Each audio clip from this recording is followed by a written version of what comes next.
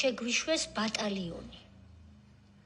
ვინაიდან ბატალიონს არ ეყო ტერიტორია, ჩვენი ქვედანაყოფი მოექცა საკუთარი ცეცხლის ქვეშ.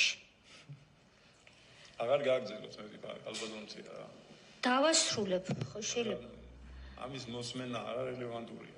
არარელევანტური არ არის, ამის მოსმენა იცით რისთვის არის კარგი, რომ თქვენ ეს პროფესიონალურ დონეზე გააბათილოთ. ტაქტიკურად პოზიციაზე ყოფმა დანაყოფმა ჩაიდინა შეცდომა ერთმანეთში და ამას ავალდებულებს საზე გოგავას და უმაღლეს თავარსარდალს. გოგავას არ ახსენებს, აბა ვის ახსენებს ახლა რაზე მელაპარაკებით? არა, არ ახსენებს, თორემ გეტყოდით ამ წერილს თუ გნებავთ. ეგ ხალხია, რომელიც ბუჩქებიდან უყურებს ხოლმე ომს და მერე წაიგნებს იწერება რა. კარგი.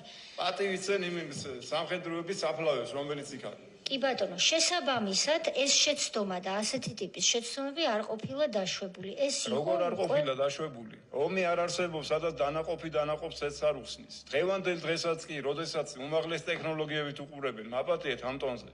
ნუ მიაქცევთ ამას ყურადღებას. არა, სხვა რამე გავარჩიოთ, როგორ არ უნდა დაგვემართოს ამ ქვეყანას ეგეთი რაღაცეები. არა, მათ შორის ამაზეც უნდა ვიმსჯელოთ, აზე უნდა ვიმსჯელოთ, 20 მეტრამდე ვერ შეასრულა დავალება და აქ უნდა გადავუწყვიტო. ეხლა მაგას მე რომ თურმე მე უნდა დავუვისა, რა ქვია, პოზიცია მე უნდა დავუგეგმო.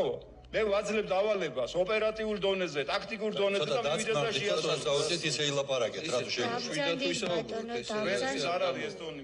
არა, დააწმარდით ბატონო.